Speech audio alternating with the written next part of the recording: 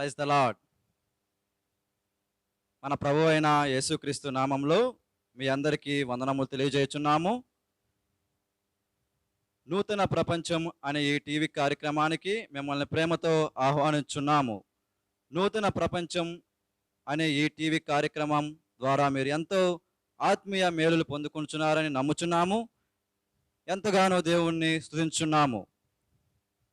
దేవుని వాక్యంలోకి వెళ్ళే ముందుగా ఒక నూతనమైన గీతాన్ని ముందుగా విందాం. వినిన తర్వాత దేవుని సేవకులు బ్రదర్ జనిల్ గారు వాక్యం అందించుండగా శ్రద్ధగా విని ఎన్నో ఆత్మీయ మేలులు మనం పొందుకుందాం.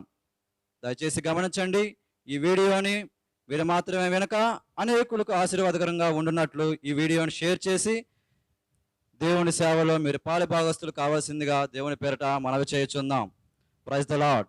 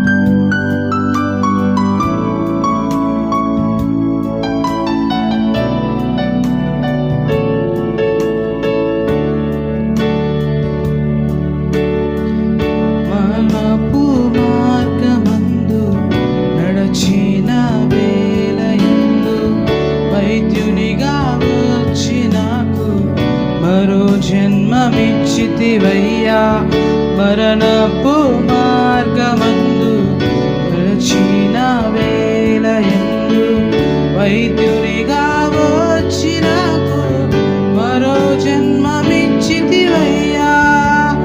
ఎల్ షడాయ్ ఆరాధన, ఎలోహిం ఆరాధన,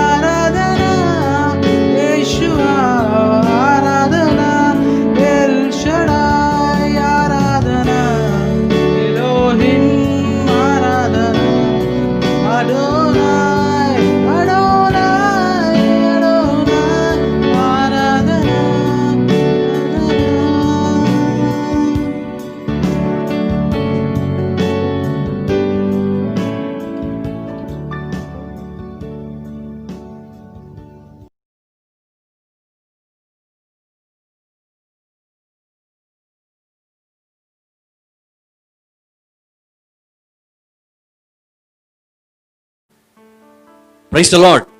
ప్రభు అయిన యేసుక్రీస్తు శుభనామంలో దేవుని బిడ్డలందరికీ కూడా వందనాలు తెలియజేస్తున్నాను. ఈ యొక్క నూతన పరమత్యం కార్యక్రమానికి ఇచ్చేసిన మీ అందరికీ కూడా శుభాలు తెలియజేస్తున్నాను.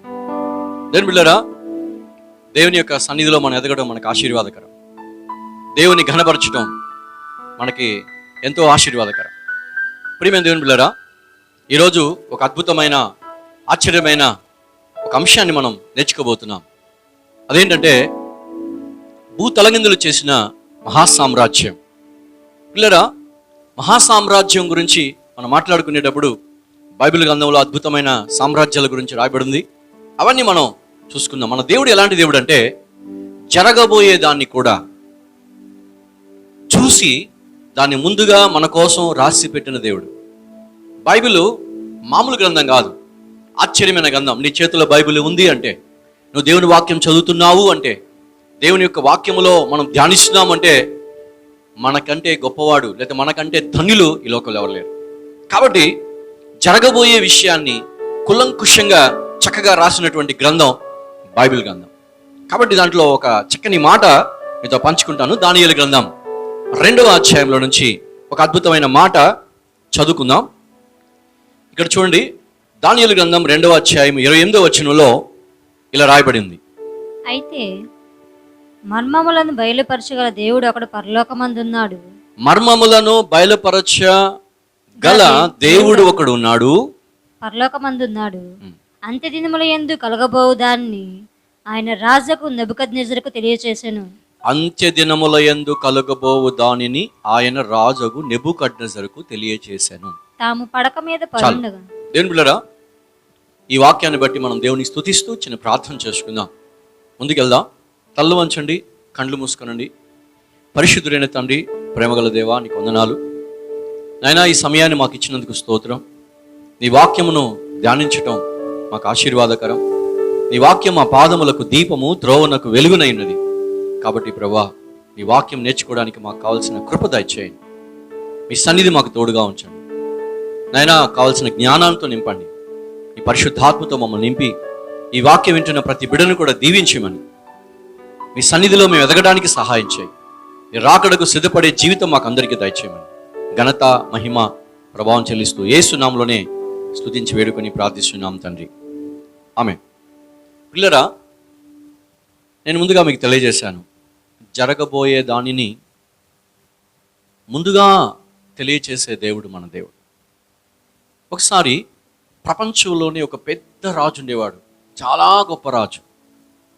ప్రపంచంలోనే మొట్టమొదట మహాసామ్రాజ్యం నిర్మించినటువంటి వ్యక్తి రాజుకు నెబుకద్నెజర్.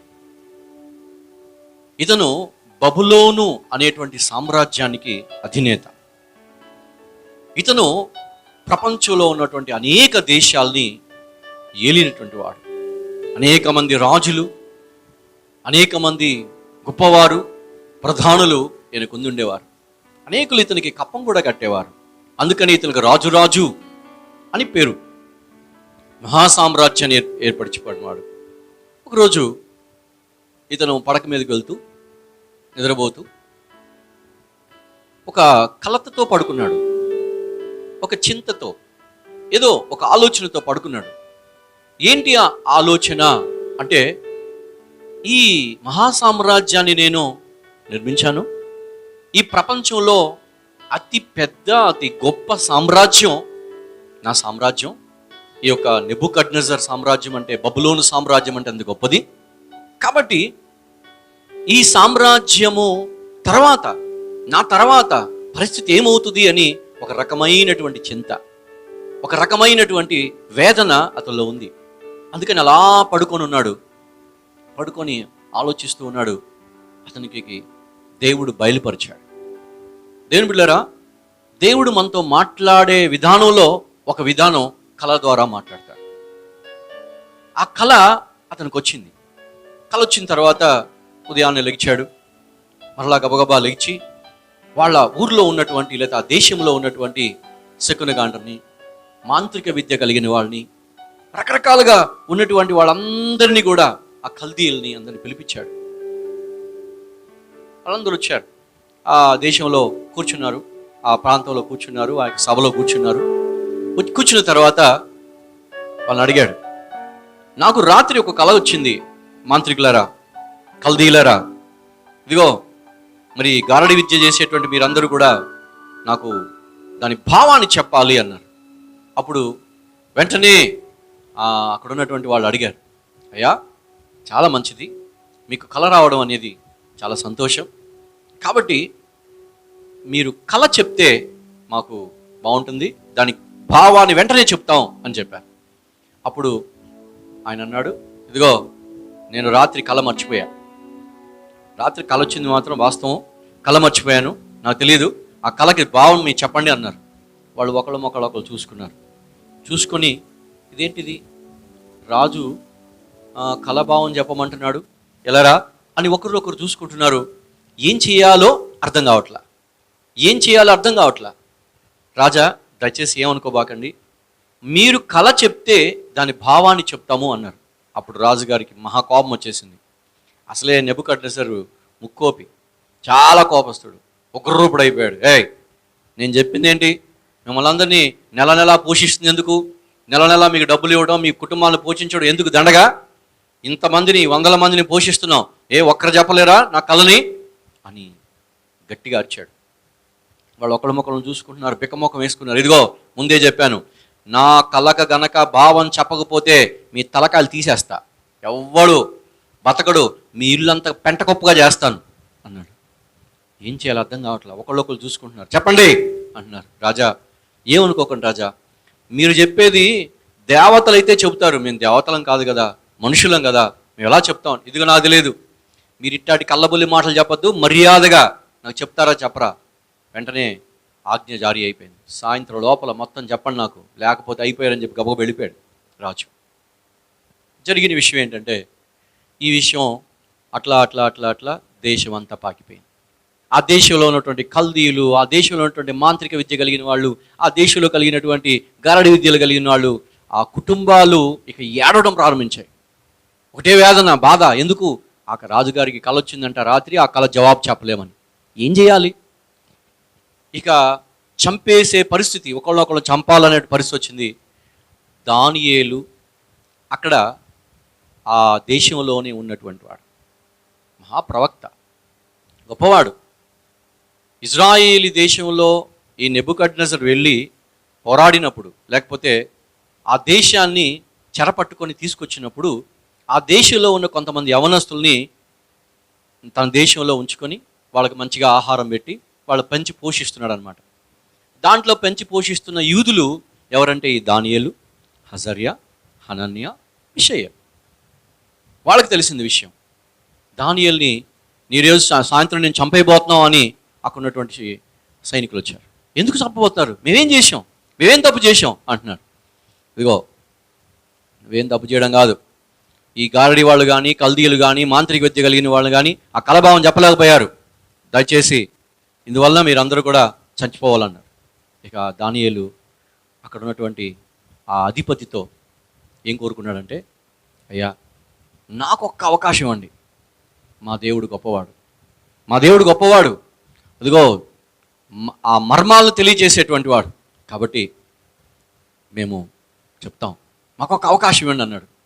అప్పుడు అక్కడ ఉన్నటువంటి ప్రధాన అధిపతి అయినటువంటి అర్యోకు బయలుదేరి రాజుగారు చెప్పాడు, రాజా ఫలానా వాళ్ళు మనం ఇశ్రాయేల్ దేశం నుంచి వచ్చినటువంటి వాళ్ళు యూదులు ఉన్నారు, అతను చెప్తానంటున్నాడు, మరి మీరు ఒక అవకాశం ఇస్తే, లేకపోతే వీళ్ళందరూ చచ్చిపోవడమే కదా అంటే, సరే రమ్మనని చెప్పాడు.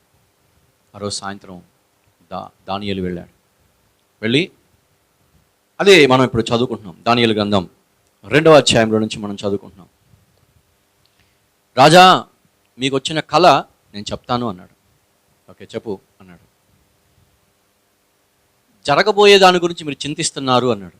రైట్, నువ్వు చెప్పింది కరెక్టే, చింతిస్తూ పడుకున్నారు. అవును నిజమే, నేను చాలా చింతతో ఉన్నాను, నేను పడుకున్నాను. అలాగా రాజా, మీరు పడుకున్నప్పుడు, నిద్రపోయినప్పుడు ఒక పెద్ద ప్రతిమ మీకు కనబడింది అన్నాడు. ఎస్ ఇప్పుడే నాకు గుర్తొస్తుంది, నువ్వు చెప్తుంటే గుర్తొస్తుంది, కరెక్ట్, ఒక పెద్ద ప్రతిమ, పెద్ద విగ్రహం ఉంది అన్నాడు. ఎస్ రాజా నేను చెప్తాను వినండి.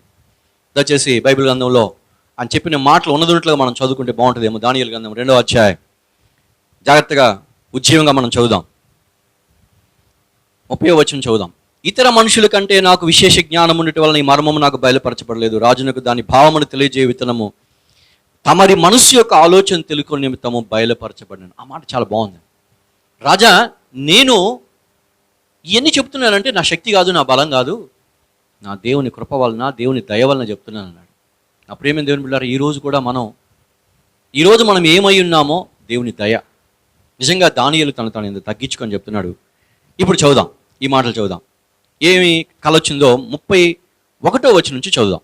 రాజా తాము చూచుచుండగా బ్రహ్మాండమగు ఒక ప్రతిమ మీకు కనబడెను. ఈ గొప్ప ప్రతిమ మహాప్రకాశమును భయంకరమునైన రూపమును కలదై తమరి ఎదుట నిలిచెను. ఆ ప్రతిమ యొక్క శిరస్సు మేలిమి బంగారుమైనదనియు, దాని రొమ్మును భుజములను వెండివియు, దాని ఉదరమును తొడలను ఇత్తడివియు, దాని మోకాళ్ళు ఇనుపవియు, దాని పాదములలో ఒక భాగము ఇనుపదియు, ఒక భాగము మట్టిదైనై ఉన్నది.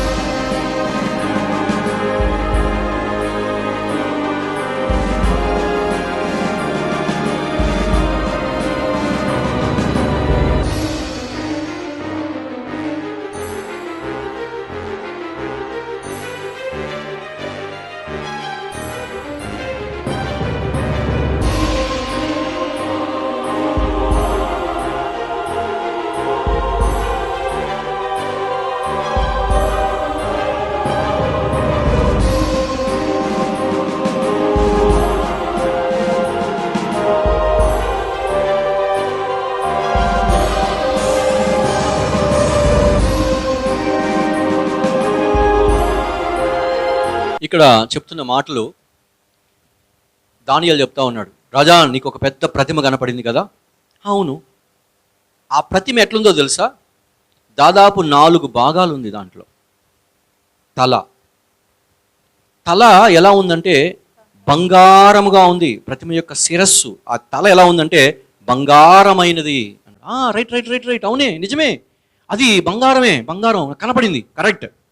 చూడండి, నేను చెప్తాను, మళ్ళీ చెప్తాను, చూడండి. రొమ్ము, భుజాలు, అంటే ఈ ప్రాంతం, ఈ భుజాలు ఎలా ఉన్నాయి తెలుసా? అవి వెండివిగా ఉన్నాయి కదా అన్నాడు. అవును, నిజమే, నువ్వు చెప్తుంది కరెక్టే, చెప్పు ఇంకా చెప్పు అన్నాడు.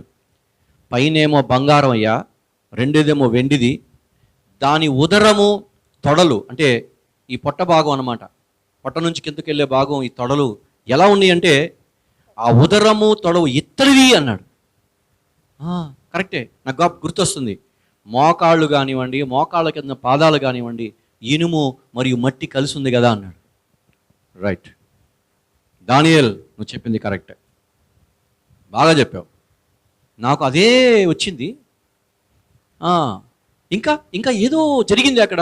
రైట్ రాజా, నేను చెప్తాను వినండి. అది బాగా నిలబడి ఉంది, ఆ పై నుంచి కింద దాకా చాలా ఎత్తుగా నిలబడి ఉంది.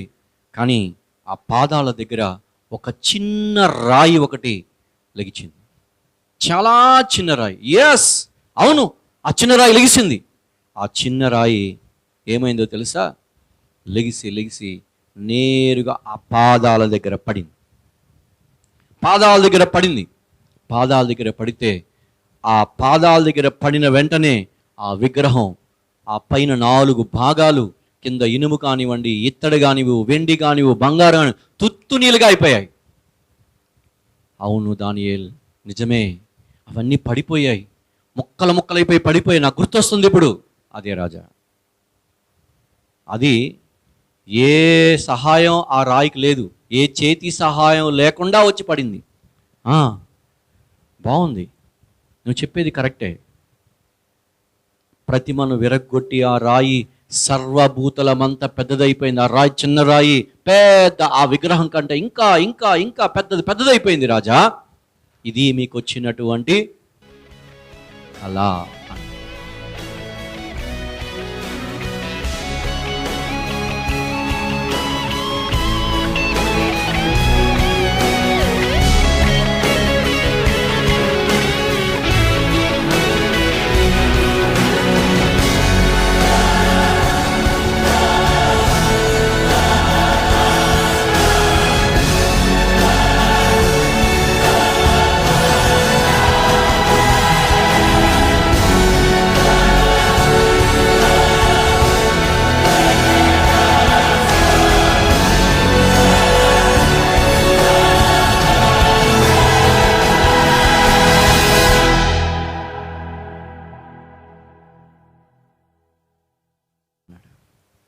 శబాష్ దానియేల్, నాకు చెప్పావు. నాకు ఈ విషయం చెప్పి నా దేశంలో ఉన్నటువంటి కల్దీయులను, నా దేశంలో ఉన్నటువంటి మాంత్రికులను, నా దేశంలో ఉన్నటువంటి అందరినీ కూడా వాళ్ళకి ప్రాణం పోసావు. శబాష్. అయితే ఒక విషయం, దీని భావం ఏంటో చెప్పు. అది బంగారం ఏంటి, వెండి ఏంటి, ఇత్తడేంటి, ఇనుమేంటి, రాయి ఏంటి, పట్టం ఏంటి, పెద్దదవడం ఏంటి, ఏంటిది అని అడుగుతున్నాడు. అప్పుడు రాజా, నేను మరలా చెప్తున్నాను, నాకు విశేష జ్ఞానం ఉంటే వాళ్ళని చెప్పడం లేదు. నా దైవాది దేవుడు, సృష్టికర్త అయినటువంటి యెహోవా నాకు ఇచ్చినటువంటి కృప వలన ఇది మీకు చెప్తాను వినండి. ఆ బంగారం అనేటువంటిది ఏంటో తెలుసా? ప్రపంచంలోనే అతి పెద్ద మహాసామ్రాజ్యం మీదే, బబులోను మహాసామ్రాజ్యం. ఈ బబులోను మహాసామ్రాజ్యంకి అధిపతి మీరే, నెబుకద్నెజర్ రాజా. మీరు ఎన్నో రాజ్యాలను, ఎన్నో అధిపతులను, ఎంతో మంది అధికారులను గెలిచారు. మీ కింద ఎంతో మంది పనివారు, సైనికులు చాలామంది ఉన్నారు. వాళ్ళందరూ కూడా మీ ద్వారా మేలు పొందారు, గొప్పవారుగా తయారైపోయారు. మీరు కట్టినటువంటి ఆ గార్డెన్స్ చాలా గొప్పవి, దాని హ్యాంగింగ్ గార్డెన్స్ అనొచ్చు. ఇంకా చెప్పాలంటే ఇజ్రాయిల్ దేశాన్ని కూడా మీరు మీ దాసత్వంలోనికి తీసుకొచ్చారు. మీరు తల రాజా. అవునా? ఆ ప్రతిమలో తల నేనేనా? అవును. జరగబోయేటువంటి సామ్రాజ్యాల గురించి దేవాది దేవుడు మీకు తెలియచేశాడు. ప్రపంచంలో మొట్టమొదటిది, అతి పెద్దది, గొప్ప సామ్రాజ్యం బబులోను మహాసామ్రాజ్యం మీదే. అయితే కింద ఉన్నటువంటి రొమ్ము భుజాలు వెండిగా ఉన్నాయే, అదేంటి చెప్తాను. ఆ సామ్రాజ్యం మాదియా పారసీక సామ్రాజ్యాలు. మాదియా పారసీక సామ్రాజ్యాలు మీ తర్వాత వస్తాయి. మీకంటే బలమైనది కాదు, మీ అంత బలమైనవి కావు, మీ అంత పౌరుషము, మీ అంత శక్తివంతవి కావు, కానీ మీకంటే తక్కువ తలం వస్తాయి. మీ వారసులు ఎవరు రారు. సైరస్ లాంటి చక్రవర్తి అక్కడ వస్తాడు. చాలా అద్భుతాలు, చాలా ఆశ్చర్యాలతో వాళ్ళు ప్రపంచాన్ని పరిపాలిస్తూ ఉంటారు. ప్రియులారా, ఈ యొక్క మాదియా పారసీక సామ్రాజ్యాల నుంచే ఆర్యులు కూడా వచ్చారు. ఈ పారసీక భాష దాదాపు మన సంస్కృత భాషకు దగ్గరలో ఉంటుంది. సో వాళ్ళ యొక్క సంస్కృతి, వాళ్ళ ఆచారాలు, వాళ్ళ అలవాట్లు అన్నీ కూడా మన భారతదేశానికి కూడా వచ్చాయి. ఎందుకంటే మన భారతదేశాన్ని కూడా పరిపాలించినటువంటి వారు. నేను ఇప్పుడు ఇవన్నీ చరిత్ర చెప్పడానికి రాలేదు. దానియేలు రాజుగారితో చెప్తున్న విషయాలు మాత్రమే మీతో పంచుకుంటున్నాను. అప్పుడు రాజు అంటున్నాడు, జరగబోయే సామ్రాజ్యమా ఇది? రాబోయే సామ్రాజ్యం? అవును రాజా. ఆ తర్వాత ఏ రాజ్యం వస్తుంది? ఆ పారసీక రాజ్యమే పెద్దగా అయిపోతుందా? కాదు కాదు కాదు కాదు. కింద చూడండి, అదిగో ఆ ఉదరం, ఆ తొడలు చూసారా దేంతో ఉన్నాయి? ఇత్తడితో ఉన్నాయి. అవి ఎలా ఉంటాయి? అదే గ్రీకు సామ్రాజ్యం. గ్రీకు సామ్రాజ్యం దాంట్లో వచ్చేటువంటి వాడే అలెగ్జాండర్ ద గ్రేట్. నా ప్రియమైన దేవుని బిడ్డలారా, గ్రీకు సామ్రాజ్యం వచ్చింది. ఆ గ్రీకు సామ్రాజ్యంలో ఉన్నటువంటి చక్రవర్తి గ్రేట్ అలెగ్జాండర్ అతనికి పేరు. అతను చూస్తే ప్రపంచంలో అనేక రాజులు గడగడలాడిపోయారు. జూలియస్ సీజర్ కూడా ఆశ్చర్యపోయాడు అతను చూసి. అమ్మో, ఇంత పెద్ద రాజా, చిన్న వయసులోనే ఇంత పెద్ద రాజు ఎలా వచ్చాడు? ఎంతో మంది చేత గ్రేట్ అనిపించుకున్నాడు ఇతను. అతను యుద్ధ వ్యూహాలు ఎలా ఉంటాయి తెలుసా? ఎవరికి అర్థం కావు. సైనికులకు కానీ అక్కడ ఉన్నటువంటి శత్రువులకు కానీ అర్థం కావు. ఇతను క్రీస్తుకు పూర్వం 356 నుండి 323 దాకా పరిపాలించాడు. అన్ని దేశాల్లో ఉన్నటువంటి పూల మొక్కలు, జంతువులు, పక్షులు రకరకాలను సేకరించేట ఇతనికి ఒక అలవాటు. ఇతనుకున్న ఒక మనసు ఏంటంటే ఒకే సంస్కృతి ఉండాలి, ప్రపంచమంతా ఒకే రాజు ఏలాలి అనేది ఇతనుకున్న కాంక్ష. One Kingdom, one king. అలాగే చాలా దేశాలను జయించాడు. ఇతని యొక్క నాన్న ఫిలిప్, వీళ్ళ గురువు గారు అరిస్టాటిల్ ఇచ్చినటువంటి ఇలియడ్స్ అనేటువంటి ఒక గ్రంథరాజ్యాన్ని ఇతను చదువుకొని తన దిండు కింద పెట్టుకునేవాడు, ఒక బైబిల్ లాగా. మంచి నాయకుడిగా తయారయ్యాడు. గుండె ధైర్యంతో పర్షియా మీద యుద్ధం చేశాడు. పర్షియాలో ఉన్నటువంటి డైరస్ పారిపోయాడండి. ఇతను మాసిదోనియా ఇతని యొక్క క్యాపిటల్. మాసిదోనియాని వదిలి అన్ని దేశాలకు, అటుపక్క రష్యాకి, టర్కీకి, ఇటలీకి, అన్ని దేశాలు, రకరకాల దేశాలు అన్నిటిని జయించాడు.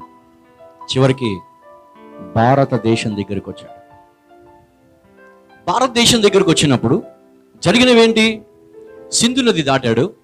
సింధు నది దాటిన తర్వాత తక్షశీల అనేటువంటి ప్రాంతానికి వచ్చాడు. ఆ నగరంలో చొరబడ్డాడు. నగరంలో చొరబడినప్పుడు జీలం చినాక్ అనేటువంటి ఆ మధ్య రాజ్య పరిపాలన చేస్తున్నటువంటి పురుషోత్తం అనేటువంటి ఒక ధైర్యశాలి అనేటువంటి రాజు అక్కడ ఉన్నాడు. అతనితో యుద్ధంలో తలపడ్డాడు. పురుషోత్తంకి గజబలం ఎక్కువ, కానీ అలెగ్జాండర్కి అది లేదు. ప్రపంచంలో మొట్టమొదటిసారి ఓడిపోయినటువంటి ప్రాంతం భారతదేశం. ఎవరి దగ్గర ఓడిపోయాడు? ఒక భారతీయుడు భారత రాజు దగ్గర, పురుషోత్తం దగ్గర ఓడిపోయాడు. అక్కడి నుంచి తిరిగి వెళ్ళిపోతున్నాడు. తిరిగి వెళ్ళిపోయిన తర్వాత దేవుని బిడ్డలారా, అతను 3 కోరికలు కోరాడు. అలెగ్జాండర్ 3 కోరికలు కోరాడు. ఏంటి ఆ కోరికలు తెలుసా? నేను ఇంకా చనిపోతున్నాను, ద లాస్ట్ డేస్. దాదాపు ఆయన 30 చిల్లరలోనే చనిపోయాడు. అతను చనిపోయినప్పుడు 3 కోరికలు కోరాడు. నేను చనిపోతే నా శవపేటికని వైద్యులే మోయాలి. రెండోది, నేను వెళ్ళేటప్పుడు నేను సంపాదించిన మణులు, నేను సంపాదించిన మాణిక్యాలు, నేను సంపాదించిన వైడూర్యాలు, రత్నాలు నా పక్కన వెదజల్లుకుంటూ వెళ్ళాలి. నా 2 చేతులు శవపేటిక పైన ఇలాగ పెట్టుకొని వెళ్ళాలి. ఆశ్చర్యమైంది అక్కడ ఉన్నటువంటి అధికారులకి. రాజా, ఎందుకు అలాగా? రోగం వస్తే ఈ వైద్యులు మోసుకొని వెళ్తున్నారే, వాళ్ళు ఏం చేయలేరు అని. ఎంత సంపాదించానో, ప్రపంచమంతా నేను సంపాదించాను, కానీ ఈ డబ్బు నన్ను మరణం నుంచి తప్పించలేకపోయింది అని. అంతేకాదు, వెళ్ళేటప్పుడు నేను ఒట్టి చేతులతోనే వెళ్తున్నానని తెలియచెప్తూ అలెగ్జాండర్ ప్రపంచాన్ని విడిచిపెట్టి వెళ్ళిపోయాడు. పిల్లరా, ఎంత ఆశ్చర్యం! ఈ విషయాన్ని మనం గమనిస్తూ ఉన్నాం. అప్పుడు చెప్తూ ఉన్నాడు దానియేల్, రాజా, గ్రీకు అదిగో సామ్రాజ్యం, ఉదరము, తొడలు, ఇత్తడి. కింద ఉందే ఆ మోకాళ్ళు, ఆ పాదాలు ఇనుము లాంటివి. చాలామంది చక్రవర్తులు బయలుదేరారు. ఆ దేనికి సాదృశ్యం తెలుసా? రోమా ప్రభుత్వానికి. ఈ రోమా ప్రభుత్వంలో నీరో చక్రవర్తి ఉన్నాడు, క్రీస్తుకు వ్యతిరేకమైన వ్యక్తి. క్రైస్తవం అంటే అతనికి ఇష్టం లేదు. ఎంతో మందిని ఏం చేశాడో తెలుసా? చర్మం చీల్చాడు. ప్రభువు నమ్ముకున్నారు, రక్షించబడ్డారు అంటే చర్మాన్ని చీల్చి వాళ్ళని అలా ఎండలో నిలబెట్టేవాడు. అంత భయంకరమైన క్రూరుడు అనమాట, అంత భయంకరమైన వాడు. సో రోమా సామ్రాజ్యం. పిల్లలు గమనించండి, ఈ రాజుకి ఈ విషయం తెలియజెప్తున్నప్పుడు ఆశ్చర్యపోయాడు. వెరీ గుడ్, బాగా చెప్తున్నావు అని ఆశ్చర్యపోయాడు.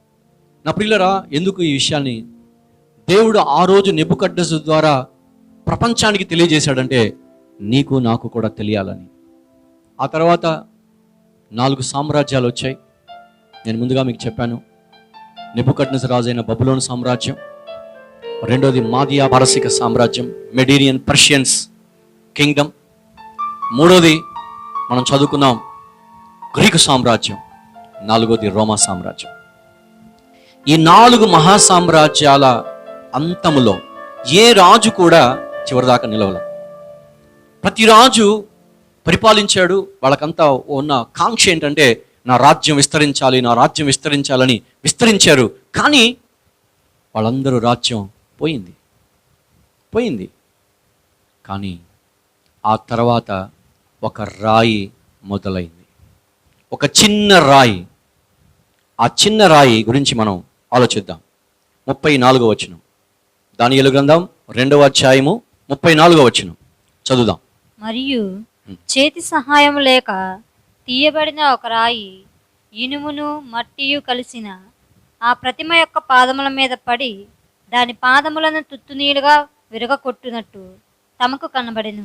చేతి సహాయము లేక తీయబడిన ఒక రాయి ఇనుమును మట్టియు కలిపిన ప్రతిమ యొక్క పాదముల మీద పడి దాని పాదములకు తుత్తునీలుగా విరగొట్టిందంట. చేతి సహాయము లేని రాయి అంటే ఏంటి? నా ప్రియమైన దేవుని బిడ్డరా, ఇది యేసు క్రీస్తు వారికి గుర్తు. Jesus Christ. ప్రపంచంలోనే ఏ చేతి సహాయం లేకుండా పుట్టినటువంటి వాడు మన ప్రభు అయినటువంటి యేసు క్రీస్తు. చేతులెత్తి స్తోత్రం చెబుదాం. మనందరం కూడా భార్యాభర్తల కలయిక వలన లేదా అమ్మా నాన్న కలయిక వలన పుట్టినటువంటి వాడు. ఏ చేతి సహాయం లేకుండా కన్యకతో పుట్టినటువంటి వాడు, కన్యక వలన పుట్టినటువంటి వాడు మన ప్రభు అయిన యేసుక్రీస్తు. చాలామందికి ఈ విషయం అర్థం కావట్లే. అక్కడ రాజ్యం ప్రారంభించబడింది. అది నూతన రాజ్యం. దీని గురించి మనం ఒకసారి ఆలోచిద్దాం. యెషయా గ్రంథం 28వ అధ్యాయము 16వ వచనం ఒకసారి చూద్దాం. దాదాపు క్రీస్తుకు పూర్వం 700 సంవత్సరాలకు ముందే ఈ విషయం రాయబడింది. ఆ విషయం మనం చూద్దాం. యెషయా గ్రంథం 28వ అధ్యాయము 16వ వచనం. ప్రభువగు యెహోవా ఇలాగు సెలవిచ్చుచున్నాడు, సియోనులో పునాదిగా రాతిని వేసిన వాడును నేనే. సియోనులో పునాదిగా రాతిని వేసిన వాడును నేనే. అంటే సియోన్ అంటే ఏంటండి? సియోన్ అనగా యెరూషలేము అని అర్థం. యెరూషలేములో అంటే ఒక రాయిని నేనే వేశాను. మనుషులు ఎవరు వేయలా, నేనే ఆ రాతిని వేశాను. నేనే ఆ రాతిని పునాదిగా వేశాను. నేను పిల్లరా, పునాది అంటే ఏంటి? ఒక బిల్డింగ్ కట్టాలన్నా, ఒక పెద్ద అంతస్తు కట్టాలన్నా ఒక పునాది రాయి, మంచి రాయి పెడతాం. ఆ పునాది రాయి కావాలి. యెరూషలేములో దేవుని రాజ్యానికి పునాదిగా ఒక రాయిని సర్వశక్తుడైన దేవుడే వేశాడంట. యెషయా ద్వారా 700 సంవత్సరాల క్రితమే రాయబడినటువంటి మాట ఇది. ఇది ఎలాంటి రాయి అంట? చదువుదాం. అది పరిశోధింపబడిన రాయి. ఆగండి. పరిశోధించబడిన రాయి అంటే పరీక్షించబడింది.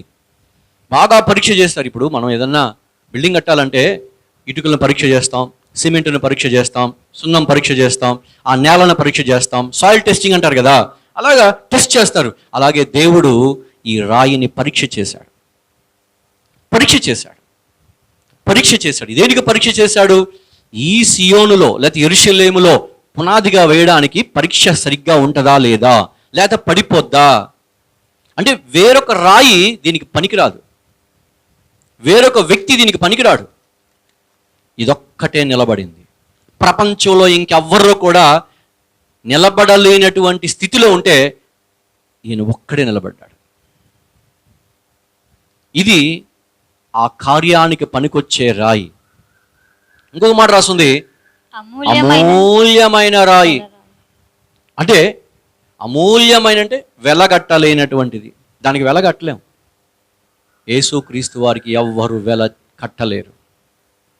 ఆయన రక్తానికి వెల కట్టలేము. అమూల్యమైన రక్తం, అమూల్యమైన వ్యక్తి, దానికి వెల ఎంత లేదు. 1 కోట, 2 కోట్ల, 10 కోట్ల, మిలియనా, ట్రిలియనా చెప్పలేం. ఎంతో విలువైన వ్యక్తి ప్రభువైన యేసుక్రీస్తు. సో అమూల్యమైన తలరాయి ఏమైందంట? బహుస్థిరమైన పునాది అయిన మూలరాయి అయి ఉన్నది అని రాస్తుంది. స్థిరంగా నిలబడిపోయింది. ఈ రాయి మీద నిలబడిన వాడు కలవరపడడు అని కూడా రాస్తుంది కింద. విశ్వసించువాడు ఈ రాయి మీద విశ్వాసం ఉంచాలి. అది దేవుని రాజ్యం యొక్క ప్రారంభం. దేవుని పిల్లలు గమనించండి, ప్రపంచానికి అవసరమైన ముఖ్య రాయి గురించి ఇక్కడ దేవుడే పరిచయం చేస్తున్నాడు. దేవుడే పరిచయం చేస్తున్నాడు. దీని గురించి దానియేలు గ్రంథంలో ఇందాక చదువుకున్నాం. పాదముల మీద పడి దాని పాదములకు తుత్తునిలు విరగొట్టి ఇదేం చేస్తుందంట చూడండి, రాయి సర్వభూతలమంత మహా పర్వతమాయను అని రాసింది. సర్వభూతలమంత పర్వతం అయిపోయింది. అంటే అక్కడ ప్రారంభించబడినటువంటి ఆ రాజ్య స్థాపన పెద్దదై పెద్దదై పెద్దదై పెద్దదై పెద్దదై పెద్దదై ఎంత పెద్దదైపోయిందంటే మహాపర్వతం అయిపోయిందంట. ఇంకొక వచనం చదువుదాం, 44వ వచనం, దానియేలు గ్రంథం 2వ అధ్యాయం 44వ వచనం.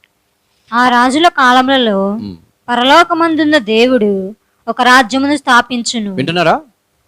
దేవుడే రాజ్యాన్ని స్థాపిస్తాడు. ఎప్పుడు? ఎవరి ద్వారా? యేసుక్రీస్తు ద్వారా. రోమన్ ఎంపైర్ ముగించే లోపల యేసుక్రీస్తు వారు అక్కడ ఎంటర్ అయిపోయారు. రోమా సామ్రాజ్యం జరుగుతుంది. యేసుక్రీస్తు వచ్చిన తర్వాత రోమా సామ్రాజ్యం మెల్లమెల్లంగా అంతమైపోయింది. ఒక అద్భుత విషయం చెప్పమంటారా? ఒక ఆశ్చర్యమైన విషయం. దేవుని బిడ్డలారా, ఈ 4 సామ్రాజ్యాలు ఉన్నప్పుడు, ఆ రాజు ఉన్నప్పుడు రాజ్య విస్తరణ జరిగింది. నెబుకద్నెజరు ఉన్నప్పుడు బబులోను సామ్రాజ్యం విస్తరించింది. మాదియా పారసీక రాజులు ఉన్నప్పుడు అది విస్తరించింది. అలెగ్జాండర్ ఉన్నప్పుడు ఆ యొక్క గ్రీకు సామ్రాజ్యం విస్తరించింది. రోమా సామ్రాజ్యం ఉన్నప్పుడు, రోమా రాజులు ఉన్నప్పుడు అది కూడా విస్తరించింది. కానీ యేసుక్రీస్తు వారి మనం చూసినట్టయితే దేవుడే ఆ రాజ్యాన్ని స్థాపించాడు. యేసుక్రీస్తు వారు చనిపోయినా, యేసుక్రీస్తు వారు ఈ లోకంలో లేకపోయినా ఆ రాజ్యం వెళ్తూనే ఉంది, ఇంకా విస్తరిస్తూనే ఉంది. రాజు బ్రతికుండగా విస్తరించడం గొప్ప కాదండి, రాజు లేకపోయినా రాజ్యం విస్తరించింది. అదే గొప్ప విషయం ఇక్కడ మనం చూస్తూ ఉన్నాం. నా ప్రియమైన దేవుని బిడ్డరా, ఆలోచిద్దాం. రాజ్యము చిన్న రాయిగా ఉండి అది చిన్నగా పెరిగి చివరికి మహాసామ్రాజ్యం అయిపోయింది. అలనాడు ఆ జ్ఞానులు ఎంతో దూరం నుంచి వెతుక్కుంటా ఎలా వచ్చారో తెలుసా అండి? ఎందుకోసం వెతికారో తెలుసా? దేనికోసం వెతికారో తెలుసా? ఒకసారి మత్తయి సువార్త 2వ అధ్యాయానికి వెళ్దాం. మత్తయి సువార్త 2వ అధ్యాయం ఏమి రాసిందో చూడండి, 1వ వచనం.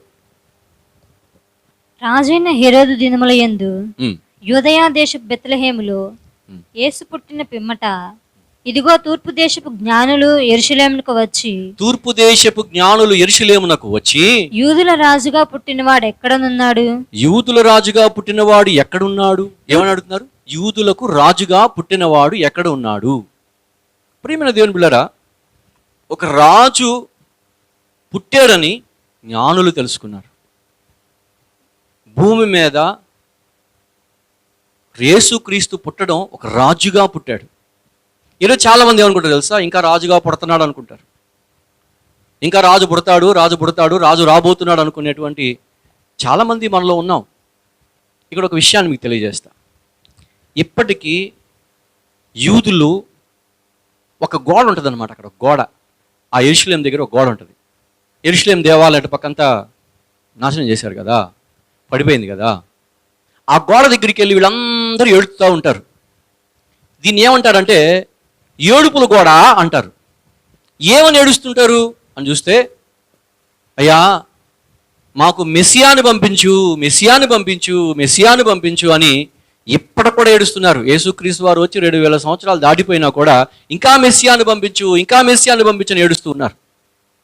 వాళ్ళ యొక్క మనోనేత్రాలకి అపవాది గుడ్డితనం కలుగజేశాడు. వాళ్ళ దగ్గరికి వెళ్ళారే, యేసుక్రీస్తు మెస్సియా వచ్చాడే, బా నేను నమ్మను, ఇంకా రావాల్సిందే అని ఇంకా ఎదిరించే వాళ్ళు చాలామంది ఉన్నారు. అలాగే మన క్రైస్తవులో కూడా యేసు రాజుగా వచ్చుచున్నాడని పాటలు పాడేవాళ్ళు ఉన్నారు. ఇంకా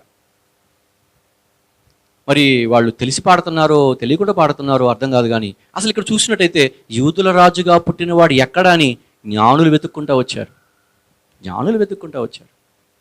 హేరోదుకు మహాకోపం వచ్చింది. అరే, నేను ఇక్కడ ఒక రాజుగా ఉంటే ఇంకొక రాజు పుట్టడం ఏంటి? పుడితే నా కొడుకు పుట్టాలా, కొడుకే రాజు అవ్వాలా, ఇంకెక్కడో రాజు అవ్వడం ఏంటి అని ఎంత ఘోరం చేశాడంటే, ఆ జ్ఞానులు కాలామెల్లా చెప్పి మనకు అందరికీ తెలుసు క్రిస్మస్ కథలు, వాళ్ళందరినీ పంపించేసి కనపడకపోయేసరికి, వాళ్ళు మళ్ళీ తిరిగి రాకపోయేసరికి 2 సంవత్సరాలు కలిగిన పిల్లలందరినీ కూడా చంపాడు.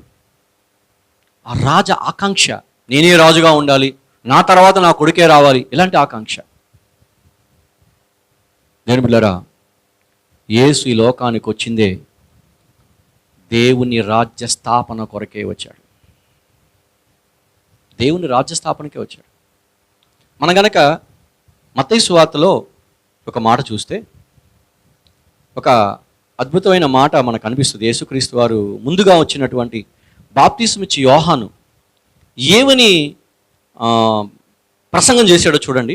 3వ అధ్యాయము 1వ వచనం. ఆ దినముల యందు, చదువమ్మా. ఆ దినముల యందు బాప్తిసమిచ్చు యోహాను వచ్చి, పరలోక రాజ్యము సమీపించి ఉన్నది, మారు మనసు పొందుడని యూదయ అరణ్యంలో ప్రకటించుచుండెను. చూసారా, బాప్తిస్మిచ్చి యోహాను 6 నెలలు పెద్దవాడు యేసు ప్రభు వారి కంటే. మీకు అందరికీ తెలుసు, జకరియా ఎలిజబెత్ పుట్టినటువంటి వాడు. ఆయన మరి ఉండి పరిశుద్ధాత్మతో నింపబడి మిడతలు అవి తింటూ తేనిదంటూ దేవుని ఆత్మతో నింపబడి ఆ తర్వాత దేవుని సువార్తను ప్రకటిస్తూ ఉన్నాడు. ఏమని సువార్త ప్రకటించాడో తెలుసా? మీరు దేవుని నమ్ముకోండి, మీకు అంత ఉద్యోగాలు వస్తాయి, దేవుని నమ్ముకోండి, మీకు మంచి డబ్బులు వచ్చేస్తాయి, లేదా దేవుని నమ్ముకోండి, ఈ లోక సంబంధం బాగా వస్తాయి, అట్లాంటివి చేయలే. ఆయన ఏం చేశాడు తెలుసా? పరలోక రాజ్యము సమీపించింది, పరలోక రాజ్యం సమీపించింది, దేవుని రాజ్యం సమీపించింది, దాంట్లోకి మీరు వచ్చేయండి, పరలోక రాజ్యంలోనికి మీరు రావాలి అంటే వీళ్ళు ఏమనుకుంటున్నారంటే చచ్చిపోయిన తర్వాత పరలోకం అనుకుంటున్నారు. కాదు, అర్థం చేసుకోండి. మారు మనసు పొందండి. మారు మనసు ఎందుకు పొందాలి? మారు మనసు పొందితే నువ్వు పరలోక రాజ్యంలో చేరతావు. పరలోక రాజ్యంలో నువ్వు చేరాలంటే, పరలోక రాజ్య మెంబర్గా మారాలంటే ఫస్ట్ నువ్వు మారు మనసు పొందాలి. మారు మనసు లేక, రక్షణ లేకపోతే నువ్వు పరలోక రాజ్య దాంట్లో చేరలేవు అని బాప్తిసం యోహాను యేసుక్రీస్తు వారి కంటే 6 నెలల ముందుగా ప్రకటించాడండి. సరే, యేసు ప్రభు వారు వచ్చిన తర్వాత ఆయన ఏం ప్రకటించాడు చూడండి. ఏం ప్రకటించారు ఇక్కడ చూద్దాం. మత్తయి సువార్త 4వ అధ్యాయము 17వ వచనం చదువుదాం. అప్పటి నుండి యేసు పరలోక రాజ్యము సమీపించింది కనుక మారు మనసు పొందని చెప్పుచూ ప్రకటించి, మొట్టమొదట ప్రకటించింది పరలోక రాజ్యం గురించి అండి. పరలోక రాజ్యం అన్నా దేవుని రాజ్యం అన్నా ఒకటే. దయచేసి ఈ వాక్యాన్ని వింటున్న ప్రియ సహోదరులారా, కొంచెం మనసును జాగ్రత్తగా వాక్యం మీద పెట్టి దేవుని మాటలు నమ్ముదాం.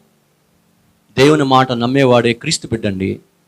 దేవుని వాక్యాన్ని తిరస్కరించేవాడు దేవుని బిడ్డ కాదు. కాబట్టి దేవుని వాక్యాన్ని నమ్ముదాం. పరలోక రాజ్యం సమీపించింది కాబట్టి మీరు మారు మనసు పొందండి అన్నాడు. వీళ్ళకి అర్థం కాల. రాజ్యం సమీపించింది అంటే యూదులు ఏమనుకుంటున్నారంటే, వాళ్ళకందరికీ తెలుసు, నెబుకద్నెజర్ తెలుసు, తర్వాత గ్రీకు మహావీరుడు వీళ్ళందరి గురించి తెలుసు. కాబట్టి ఈయన కూడా ఒక గుర్రం మీద వస్తాడు, కత్తులు కటారులోనే ఉంటాయి, సైనికులు ఉంటారు, గుర్రాలు, తర్వాత అటు గజబలం అన్నీ ఉంటాయి. అప్పుడు ఇదిగో ఈ యొక్క రోమా సైన్యం మీద యుద్ధం చేసి మాకందరికీ ఒక రాజ్యం ఏర్పాటు చేస్తాడని ఇలా బయలుదేరాడు.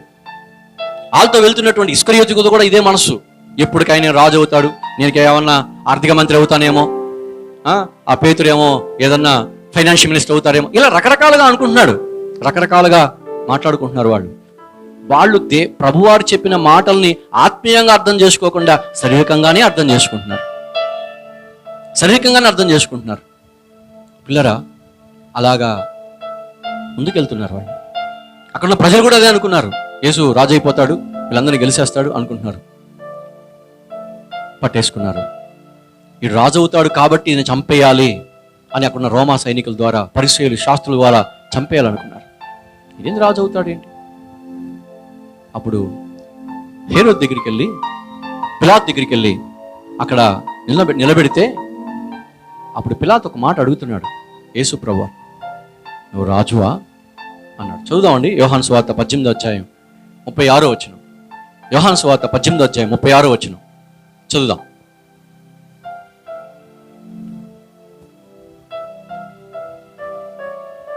నీవు రాజువా అని అడుగుగా, నీవన్నట్టు నేను రాజునే, నువ్వన్నట్టు నేను రాజునే. పిల్లరా, దావీదు గురించి తెలుసు వాళ్ళకి.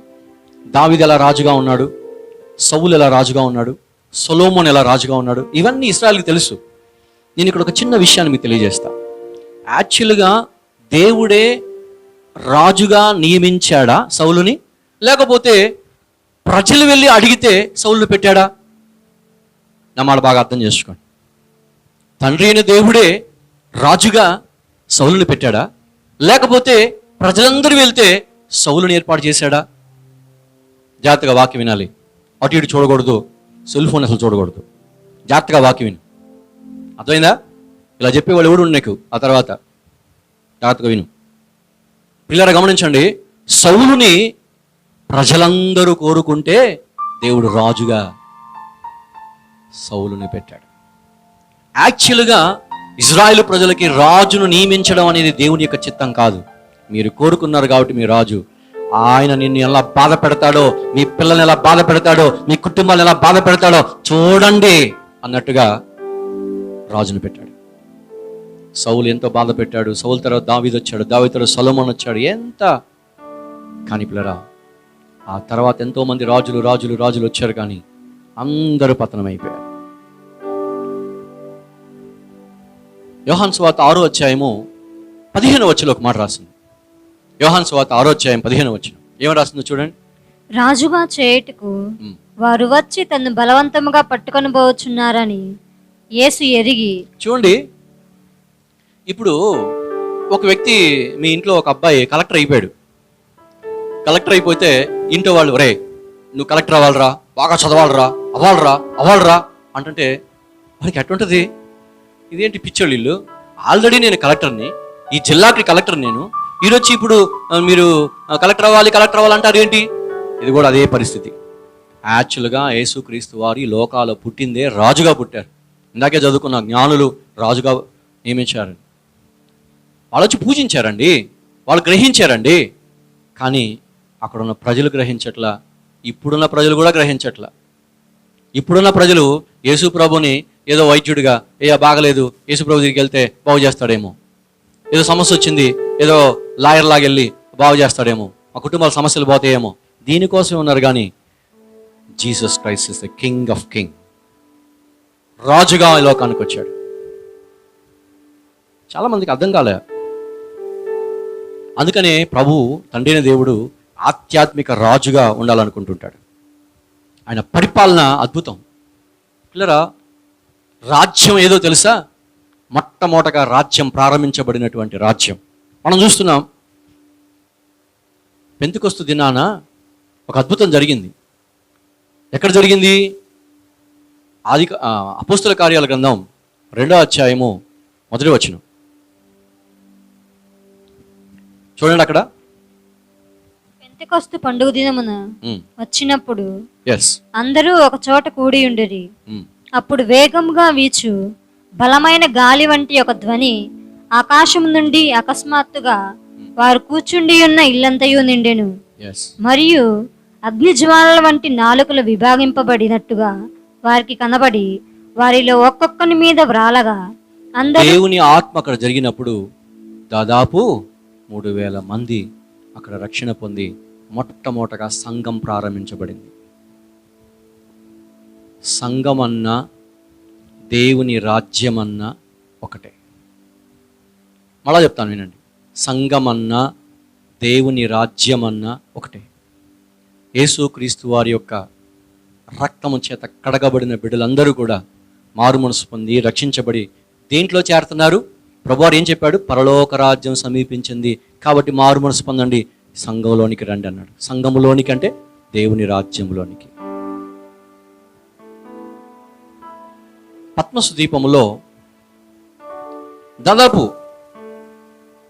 క్రీస్తు శకం 70వ సంవత్సరంలో యోహాను భయంకరంగా శ్రమలు అనుభవించాడు. యేసయ్య శిష్యుడైనటువంటి యోహాను భయంకరమైన శ్రమలు అనుభవించాడు. ఆయన చెప్తున్న మాట ఒకసారి చూద్దాం. ప్రకటన గ్రంథం 1వ అధ్యాయం 9వ వచనం. ప్రకటన గ్రంథం 1వ అధ్యాయం 9వ వచనం ఏమని రాసిందో చూడండి. మీ సహోదరుడును యేసును బట్టి కలుగు శ్రమలలో రాజ్యములోను సహనములోను పాలివాడునునైనా. ఆ మాట గమనించండి. శ్రమలోను రాజ్యములోను సహపాలివాడనైన నేను. సహపాలివాడనైన నేను అంటే రాజ్యములో నేను పాలిభాగస్తుడను అంటున్నాడు. మరియు రాజ్యం రాకపోతే ఇక పాలివాసులు ఎలాగవుతాడు? అప్పటికే రాజ్యం వచ్చేసింది. అర్థమైందండి? సంఘంలో ఉన్నవాడు పాలిభాగస్తుడే. ఇంకా చాలామంది రాజు వస్తాడులే అనే భ్రమలో ఉన్నాడు. వాళ్ళేమో పాత నిబంధనలో ఉన్న వాగ్దానాన్ని చూసుకుంటారు యూదులు. మన క్రైస్తవులేమో చాలామంది ఇలానే ఉన్నారు. ఇంకా వస్తాడు ప్రభు, ఇంకా వస్తాడు ప్రభు అనుకుంటా ఉన్నారు. ప్రభు ఆల్రెడీ మనకు చెప్పాడు. ఏమని చెప్పాడు తెలుసా? పేతురు రాసిన మొదటి పత్రిక 2వ అధ్యాయం 9వ వచనం. పేతురు రాసిన మొదటి పత్రిక 2వ అధ్యాయము 9వ వచనం. అయితే మీరు చీకటిలో నుండి ఆశ్చర్యకరమైన తన వెలుగులోనికి మిమ్మల్ని పిలిచిన వాని గుణాతిశయములను ప్రచురం చేయ నిమిత్తము ఏర్పరచబడిన వంశమును రాజులైన యాజక సమూహమును. చూసారా? చీకటిలో నుంచి వెలుగులోకి వచ్చామంట. మనం ఎలాంటి వాళ్ళం అంటే రాజులైన యాజక సమూహం. ఆయన రాజాది రాజు అయితే మనం రాజులం. ఈ రాజ్యములో మనం రాజులం, యాజకులం, ప్రజలందరి కోసం ప్రార్థించేటువంటి బిడ్డలం. ఆల్రెడీ ప్రభు మనతో చెప్తున్నాడు ఆత్మీయంగా యేసు చక్రవర్తి కాబట్టి మనం రాజులను పిలుస్తూ ఉన్నాడు. అందుకని ప్రభువారు చాలా చక్కగా చెప్పారండి. లూకాసు వార్త 17వ అధ్యాయము 20వ వచనం చూద్దాం. లూకాసు వార్త 17వ అధ్యాయము 20వ వచనం.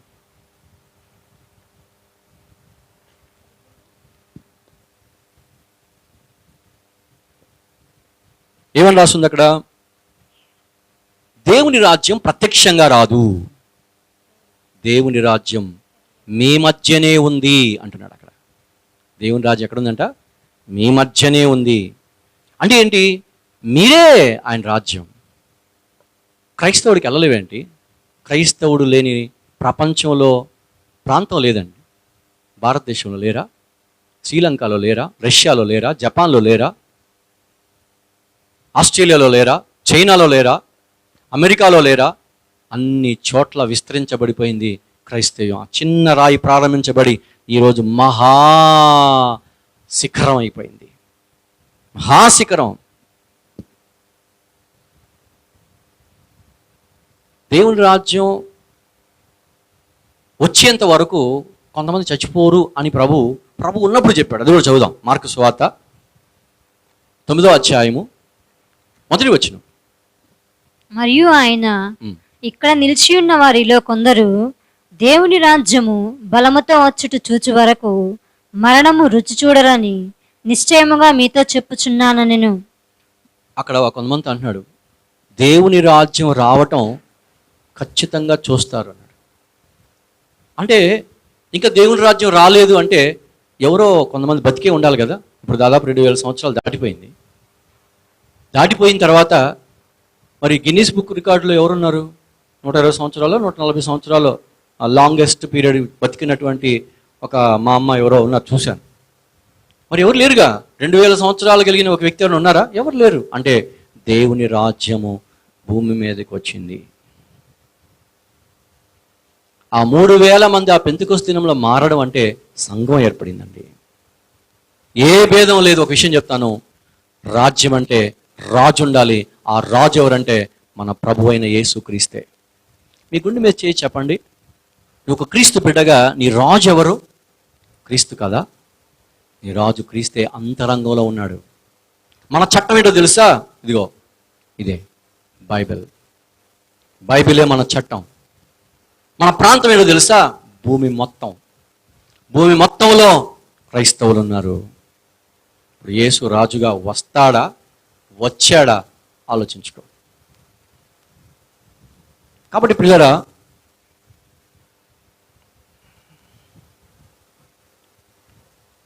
ప్రభువారు రెండోసారి వచ్చేది రాజ్య స్థాపన కోసం కాదు, ఈ రాజ్యాన్ని తండ్రికి ఇవ్వడానికి.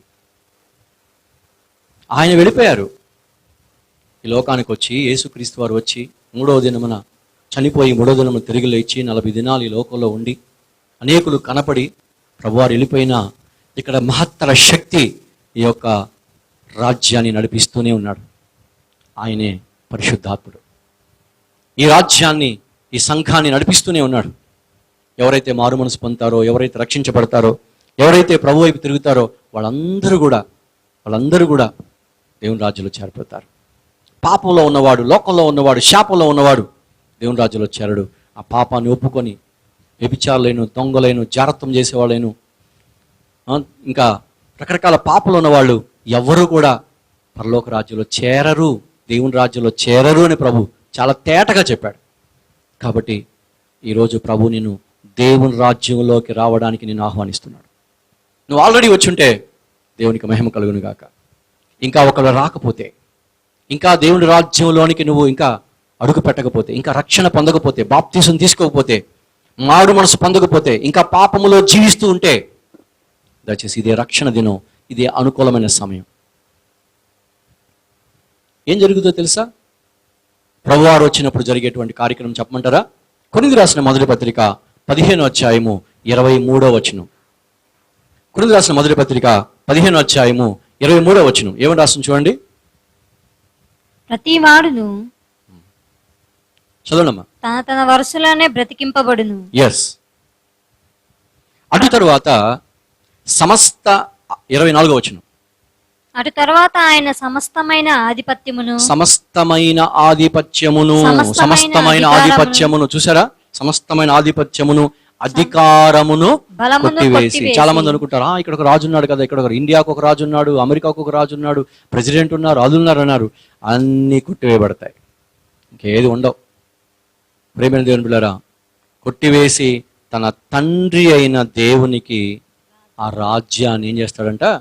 అప్పగించును అని రాస్తుంది. తండ్రిని దేవునికి ఈ రాజ్యాన్ని అప్పగిస్తారు. పరలోక రాజ్యం ఇది, తండ్రిది దేవుని రాజ్యం స్టార్ట్ అయిపోయింది. మనందరం ప్రభు దగ్గరికి వెళ్ళిపోతాం. నువ్వు ఒకవేళ ఈ తండ్రి రాజ్యంలో లేదా దేవుని రాజ్యంలో, సంఘంలో కనుక నువ్వు లేకపోతే, సంఘాన్ని విడిచిపెట్టి లోక సంబంధమైన జీవితం జీవిస్తూ, పాపంలో జీవిస్తూ, ఇష్టానుసారంగా జీవిస్తూ, దేవుని చిత్తం చేయకుండా ఉన్నట్టయితే విడవబడుట బహుభయంకరం. విడవబడ్డ బహుభయంకరం పిల్లరా. విడవబడినటువంటి వాడు సాతానుతో సహవాసం చేస్తాడు కాబట్టి సాతానుతోనే ఆ పాతాళానికి వెళ్ళిపోతాడు. అప్పుడు ఇంకా మార్పు లేదు. అప్పుడు నువ్వు అడిగితే ప్రారంభం, అయ్యా ఇప్పుడైనా రక్షించబడతాను, అప్పుడు ఏడవడం కుదరదు. ఇదే అవకాశం. ఈ అవకాశం సద్వినియోగం చేసుకోండి. భూతలకిందులు చేసిన మహాసామ్రాజ్యం క్రీస్తు సామ్రాజ్యం. భూమిని తలకిందులు చేసింది. ఇది అంతము లేనిది. ఎవరైనా దీన్ని ఆపగలిగారా? ఎంతోమంది రాజులు, ఎంతోమంది సామంతులు, ఎంతోమంది గొప్పవారు దీన్ని నాశనం చేయాలనుకున్నారు, కానీ ఎవరి వల్ల కాదు, ఎవరి వల్ల అవదు. ఇది అంతము లేనిదై జరుగుతూనే ఉంది. ఇంకా ఎంతోమంది ప్రభు రాజ్యంలో చేరుతూనే ఉన్నారు. దేని బిడ్డలారా, ఒక రాజుకు ఉండాల్సిన ఆకాంక్ష ఏంటో తెలుసా? నా రాజ్యం విస్తరించబడాలనేది. అదే నెబుకద్నెజరుకు ఉంది, అదే మాదియా పారసిక రాజులకు ఉంది, గ్రీకు రాజు అయినటువంటి అలెగ్జాండర్ కూడా ఉంది. అలాగే మన రాజు అయిన యేసు కూడా ఉంది. నీవు నిజంగా రాజు అయితే, ఈ వాక్యం వింటున్న నువ్వు రాజు అయితే, నా చక్రవర్తి యొక్క సామ్రాజ్యం నేను కూడా విస్తరించాలన్న ఆశ, పౌరుషం, గట్టితనం నీలో ఉంటుంది. నేను ఇంతే ఉంటా, చర్చికి వెళ్తా వస్తా, ఏమీ లేదు. నువ్వు దేవుడు నమ్ముకొని 20 సంవత్సరాలు అవుతుంది, 15 సంవత్సరాలు అవుతుంది, ఒక్క వ్యక్తిని దేవుని దగ్గర తీసుకురాలేకపోతే నువ్వేమి రాజువి, నువ్వేమి దేవుని బిడ్డవి? రాజకాంక్ష నీలో లేదు, చచ్చిపోయింది ఆత్మ. రాజుకు ఉండాల్సిన ఆకాంక్ష ఏంటంటే విస్తరించాలి. ఎందుకంటే ఇంత కష్టపడుతున్నా, ఎందుకు ఇంత ఖర్చు పెట్టి ఈ యొక్క టీవీల ద్వారా, రేడియో ద్వారా, సోషల్ మీడియా ద్వారా దేవుని వాక్యం ఎందుకు పంచుతున్నావు? కాంక్ష అండి. మేము పేరు సంపాదించాలని కాదు, డబ్బు సంపాదించాలని కాదు, చదువులు లేక కాదు, ఉద్యోగాలు సంపాదించలేక కాదు, ఈ లోకంలో పేరు ప్రఖ్యాలు సంపాదించి బిల్డింగ్లు కట్టుకోవాలని కాదు. దేవుని రాజ్యం విస్తరించబడాలి, ప్రభు రాజ్యం విస్తరించబడాలి. అందుకండి ఈ యొక్క ప్రయాస. సహోదరుడా, సహోదరి, నీ యవన కాలంలోనే దేవుని రాజ్యం విస్తరించడానికి, దేవుని సేవ చేయడానికి రా. నీ యవనాన్ని వేస్ట్ చేయమాక, నీ యవన జీవితాన్ని వృధా చేయమాక. ఆ సినిమాలని, లోక జీవితం అని, షికార్లని ఎందుకు? ఇంకా ఏవి సంపాదించి ఏవి తీసుకుని వెళ్ళాడు అలెగ్జాండర్? ఒట్టి చేతులతో వెళ్ళాడు. క్రీస్తు నీ కొరకు నా కొరకు సిలువలో మరణించాడండి. మన కోసమే రక్తం కార్చాడు, మన కోసమే వేదన చెందాడు, కొడాదప్పలు తిన్నాడు, బాధ అనుభవించాడు, ఎన్ని కష్టాలు పడ్డాడు. ఎవరి కోసమో తెలుసా? నీ కోసం. నీవు దేవుని రాజ్యంలో చేరాలని, ఆ నరకంలో పడిపోకూడదని, ఆ పాతాల్లో పడిపోకూడదని, ఆ ఘోరమైన శిక్ష నీకు రాకూడదని ఆ శిక్షను ఆయనే భరించాడు. ఇద్దరు దొంగల మధ్యలో ఒక దొంగలాగా ఆయన ఏలాడాడు, భయంకరమైన బాధను అనుభవించాడు, కష్టాలు అనుభవించాడు. కాబట్టి ఆయన నిన్ను ప్రేమిస్తున్నాడు. త్వరగా రాబోతున్నాడు ఆయన. యేసుక్రీస్తు త్వరగా రాబోతున్నాడు. ఆయన వచ్చే వేళకి నువ్వు కూడా సిద్ధపడు. అనేకులను సిద్ధపరచు. సమరయ స్త్రీ ఒక్కతే ఆ సుకారణ గ్రామాన్ని సిద్ధపరిచింది. నువ్వు కూడా సిద్ధపరుస్తావా? నేను చదువు లేదు కదా, నాకు డబ్బు లేదు కదా, అయ్యో నాకేం తలాంతు లేదు కదా అనుకోవద్దు. ప్రభు కృప ఉంటే, ప్రభువా నాకు కూడా ఆత్మలను దయచే, నన్ను అడుగుము, నేను జనములు స్వాస్థ్యముగా ఇస్తానన్నాడు. అల్లో ఉంచుకోండి.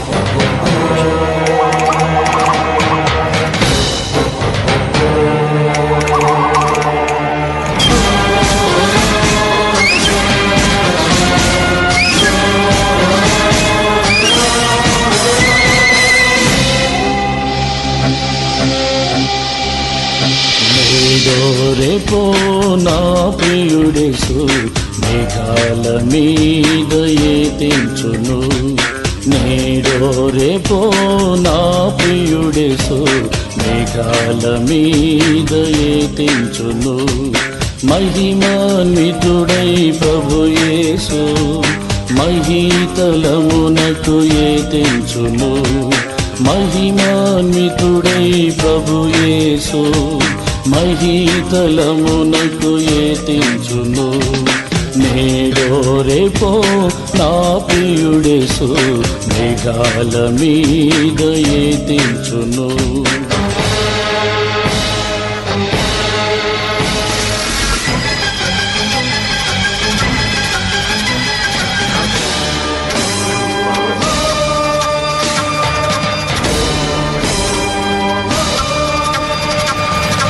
చీకటి కమ్మును సూర్యుని, చంద్రుడు తన కాంతి నీయడు.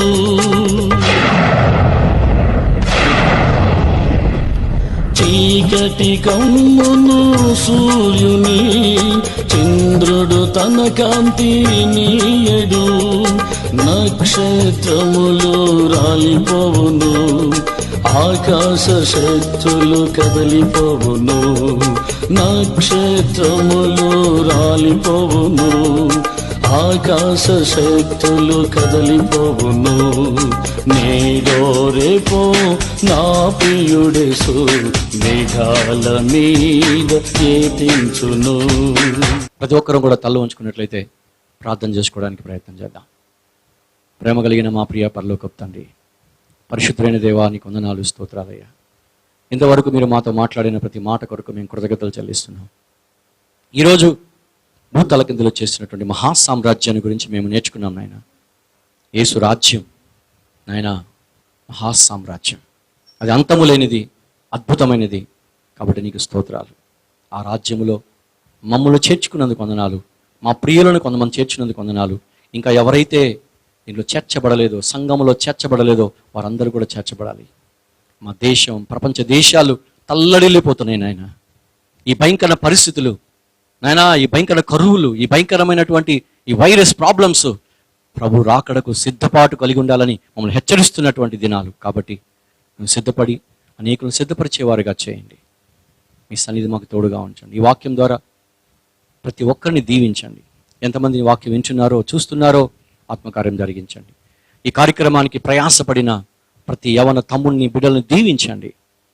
మీ సన్నిధి తోడుగా ఉంచండి. ఇది లక్షలాది మందికి, కోట్లాది మందికి ఈ మాటలు చేరడానికి మీరు సహాయం చేయమని మరొకసారి మీకే ఘనత, మహిమ చెల్లించుకుంటూ నూతనమైన యవన బిడ్డలు నీ సేవకులుగా, నీ పరిచారకులుగా, రాజులుగా, గొప్ప శిలువ సైనికులుగా తయారవడానికి సహాయం చేయమని ఘనత, మహిమ, ప్రభావం చెల్లిస్తూ యేసు నామములోనే స్తుతించి వేడుకొని ప్రార్థిస్తున్నాం తండ్రి.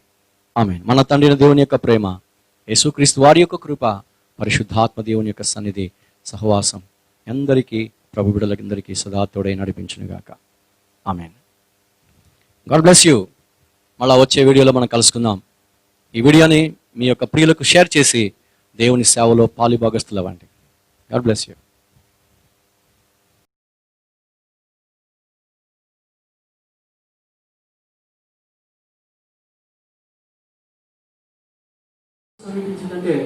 యూదులు ఏమనుకుంటారంటే